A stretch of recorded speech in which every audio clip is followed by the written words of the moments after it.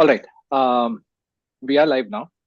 I'm going to give a very, very short introduction, Soumya, and then we'll. It's just a Q&A. I don't have a presentation or anything. So I'll Okay. take your questions, and if Ani joins us again, I'll take his questions as well. So, and for the benefit of people who are watching on YouTube, right, at a later point in time, my name is Karthik. I am the founder of August Academy. We operate out of Chennai, India, but we work virtually with people from all over India and even with people from outside of the country. So we've been in business since 2013. We have worked with around 35 to 45 candidates a year, roughly.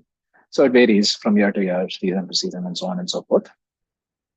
So if you add it up over the last 10.5 years, we may have worked with around 250 to 300 candidates overall, right?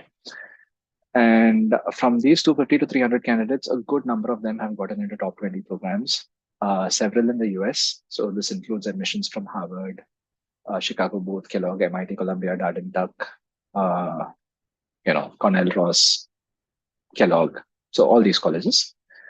In Europe, INSEAD, London Business School, IMD, HEC, IE, ISA, SADE, Oxford, Cambridge, and then, the second tier of colleges as well. Within India, ISB, IIM Ahmedabad, Bangalore, and some of the lesser known colleges too. In Singapore, NUS, NTU, SMU, and then HKUST, SEAMS. So pretty much any geography you take, and if you look at the top colleges, our candidates have received offers from some of these colleges, and that's something that we are very, very proud of. And hopefully, we can continue with this year and in the years to come as well. So that's the basic idea. And about me, I'm an alumnus of IIT Madras and Stanford. I have a PhD in engineering. I worked in the corporate workforce for a few years, and then I thought I wanted to contribute at a higher level, and I thought an MBA would help me do that. And from that, keeping that in mind, I took my GMAT. I got a 770. So this was all in 2012. And then I got into the exec MBA program at Stanford as well. Unfortunately, I couldn't take it up. But Jan 2013, just the same week I heard back from Stanford. That was also the same week in which I started August Academy. In fact, that's one of the reasons why I couldn't take it up. And yeah, I mean, it's been a 10.5 year journey, and I'm very happy and grateful that we've been able to come this far. And I would like to see what the future has in store as well. That's my brief introduction. Soumya, give me a brief introduction, and then I'm happy to take your questions. Sure. Thanks, Karthik. So, I am a BSc Finance graduate from NMIMS Mumbai.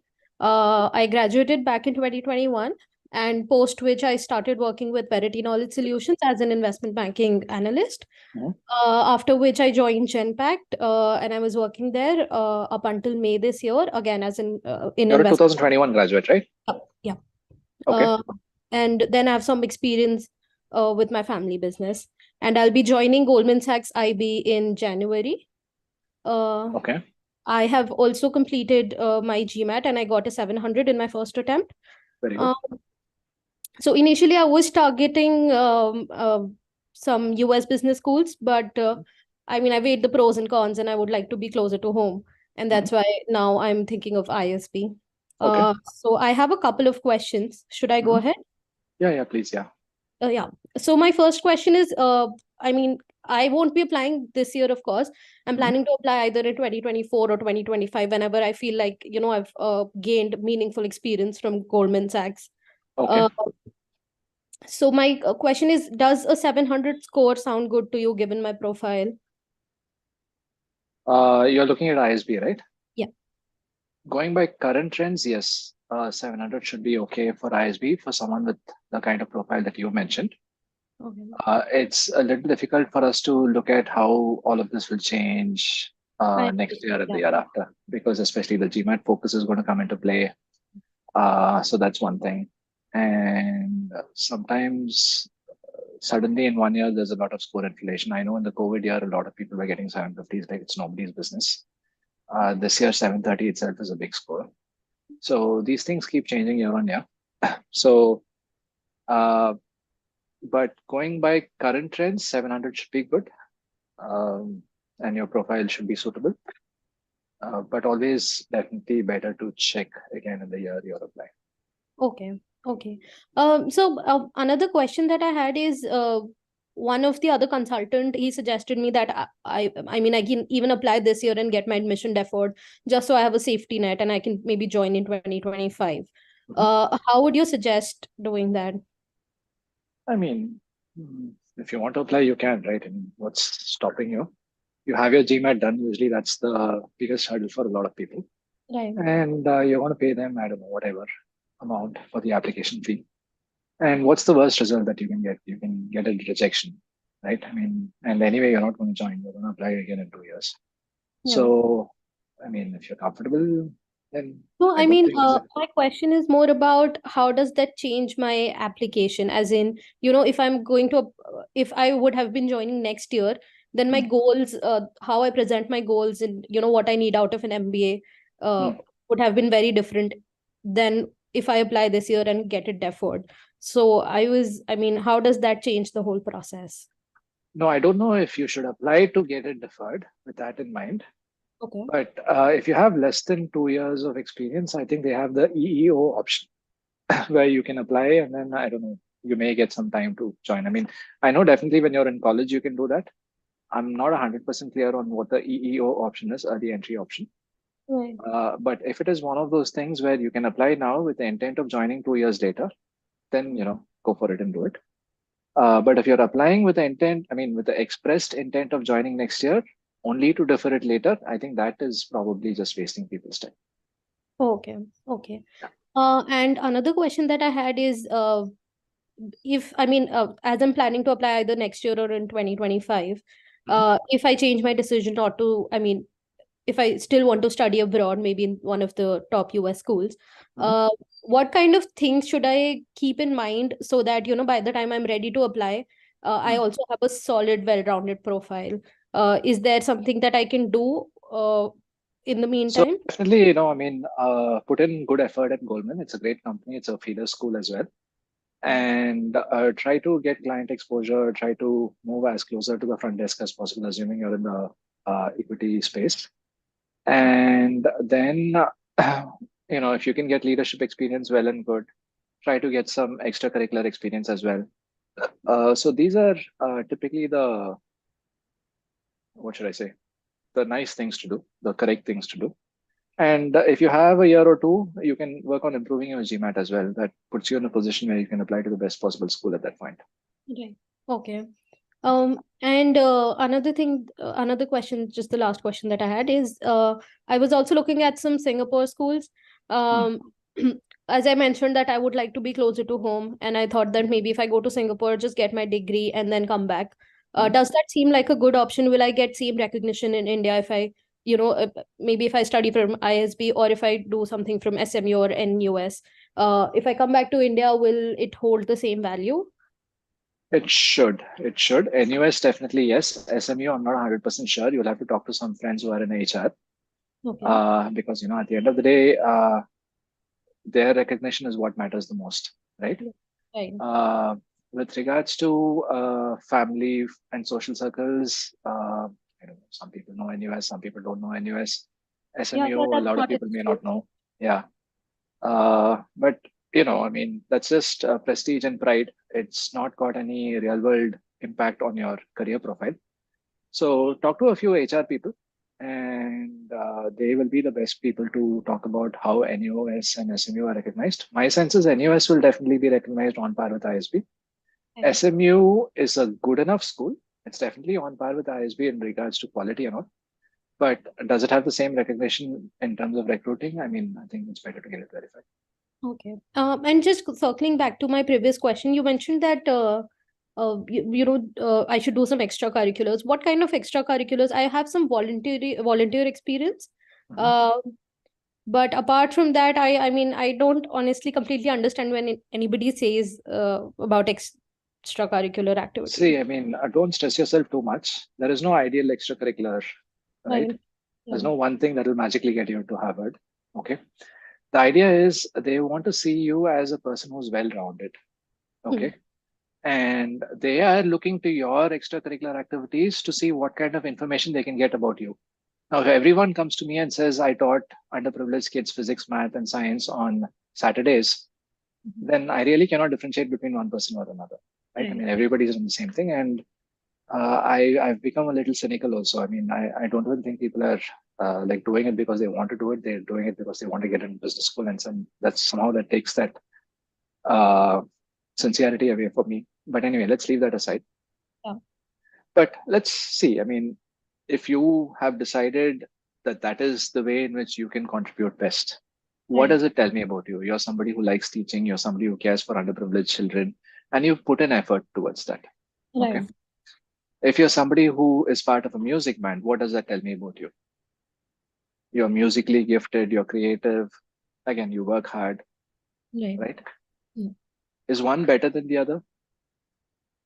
Can't really, I mean, can't differentiate. One is not better than the other. There's a certain kind of person who fits in a music band, and there's a certain kind of person who's like a volunteer teacher, right? Right. Yeah. And I mean, I have respect for both categories of people. Mhm. Now, the point is, you have to find out what you are, and you have to become that person, Right. right? And you should be looking at those activities as a way in which you can express yourself outside of work, outside of family.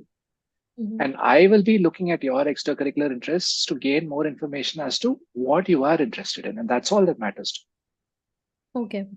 Yeah. Yeah. Then let's say there's a third category of person who spends all their time on Netflix. What Mhm. does that tell me about them? Um, I mean, I can't think of anything. I mean, I can definitely think of something positive, but nothing worth enough to put in an MBA application. So I'm Pretty not sure. much. Yeah. I mean, it's entertainment. Yep. Uh, I mean, unless you are a movie script writer or something, in which case this is actually like a hobby for you. Right. For the most part, it's just entertainment and you're like lazily entertained. I mean, see, I mean, being part of a band is also entertainment, right? For the Right. right kind of person. Mhm. Being a photographer is also entertainment. Actually, producing your own short video is also entertainment. I mean, these are hobbies which entertain you and also serve as an outlet for you. Mhm. Whereas Netflix is just passive entertainment, right? I mean, I mean, I do that too. I'm not judging people for, putting on Netflix or whatever. But really, I mean, it doesn't tell me anything about you. Mhm. So that's not useful to me, right? So, do something that interests you. I think that's more important. Okay. Really engage in it. Try to excel in it. I Right. think these are the markers that I'm looking for. Mhm. What are you interested in? Are you interested enough to devote yourself to it? Are you excelling in it? Like, are you showing the right set of attitudes? These matter to me. Mhm. Yeah. Okay. Yep. Yeah. And just another thing, when you mentioned about leadership, Mhm. so for example, when I was in Verity or in Genpact, working at Genpact, I was leading the project, some of the projects.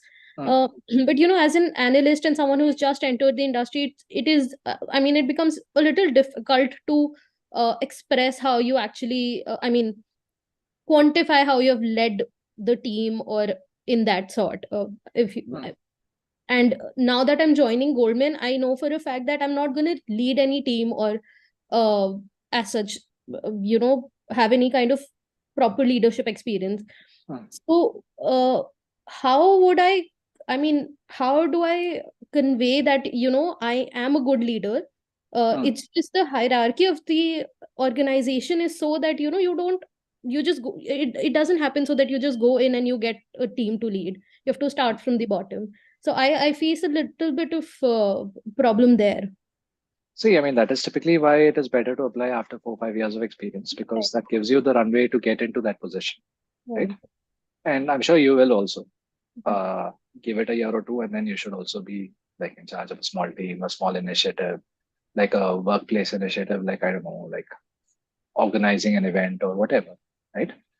I'm not saying these are things you should be satisfied with. You should strive for more, right? Right. But at the basic level, you should at least do some of these things, right? So don't stress yourself too much. I mean, at this point, I think you should just keep your eyes open and Mhm. see what's the best way in which you can grab leadership opportunities that may not be immediately apparent to you, but if you network the right way with the right set of mentors, Mhm. they may be able to. When I say mentors, I mean mentors within your company. they Right. may be able to give you that exposure, and then you can go and grab it, and then put your heart and soul and do it, right? Okay. Then 2 years later we'll sit down, evaluate whatever you've done, and then we'll see how to present it the best Okay. Okay, perfect.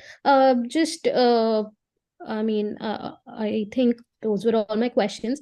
I way. had, since you are here already, and I had already emailed you, I did not receive a reply from the team. So could you please look into it after it? I just wanted to mention that also, since you are Oh, already here. okay, what is the email about? Let me just look at it.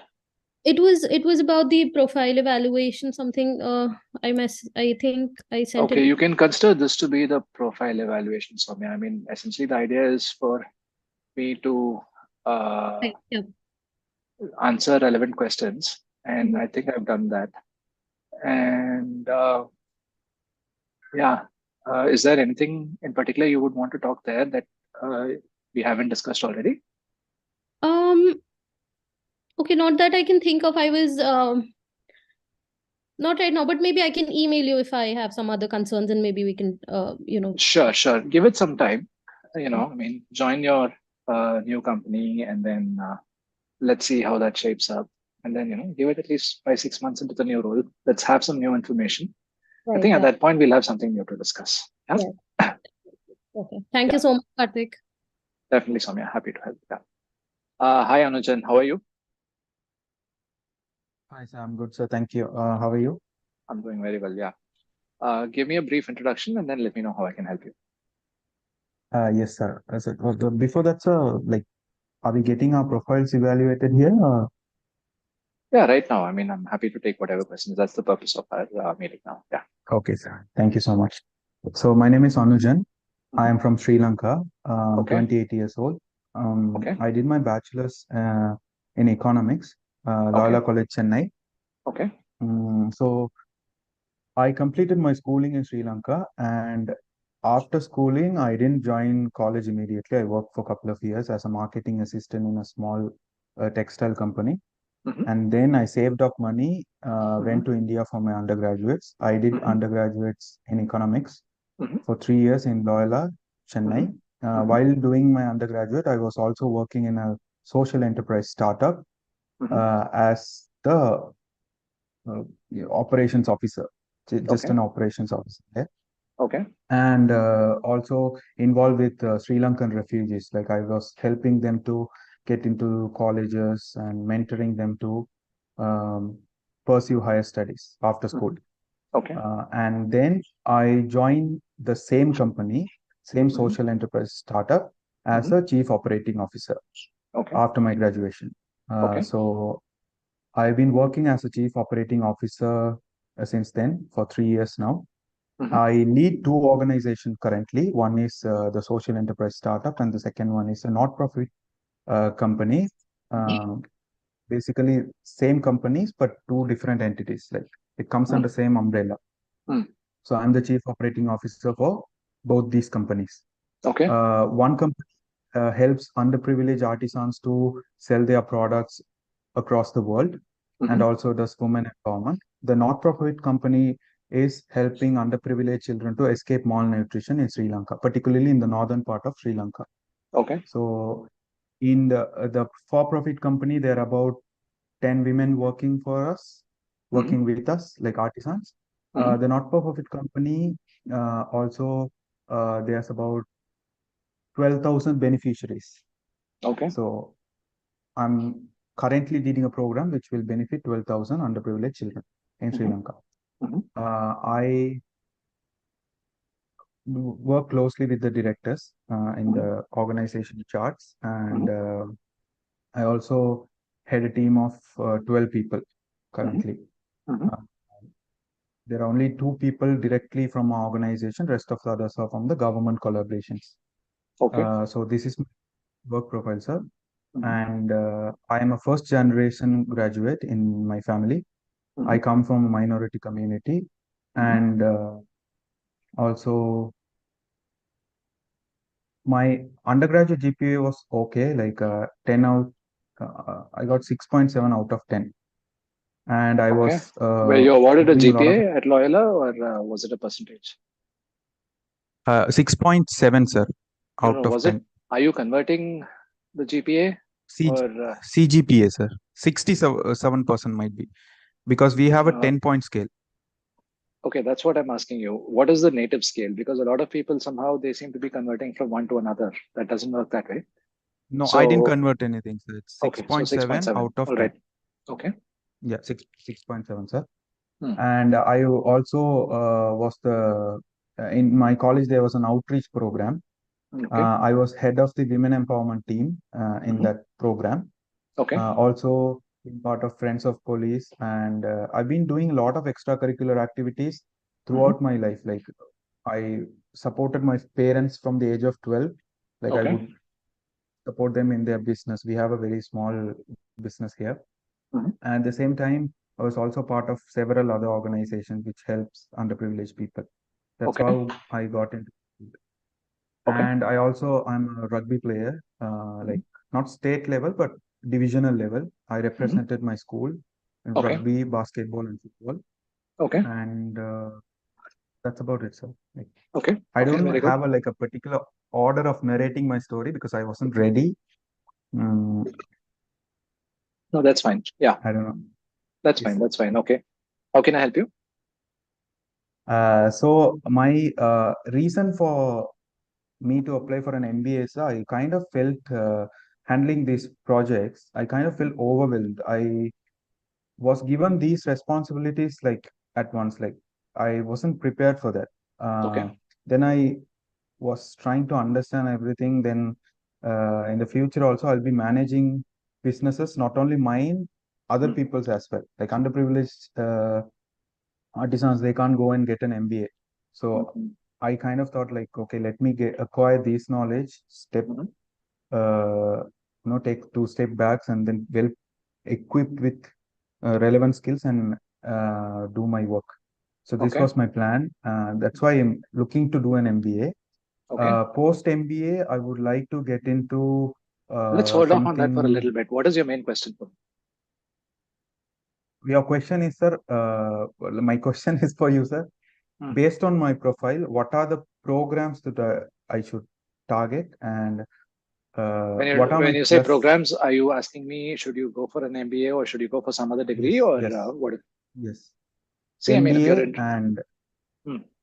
And uh, I mean, I just started the MBA thing recently, sir. Like, I don't have much knowledge about it. Mhm. Also, like, based on my research, I calculated my strength and weaknesses. What do you think my strength and what is my weakness?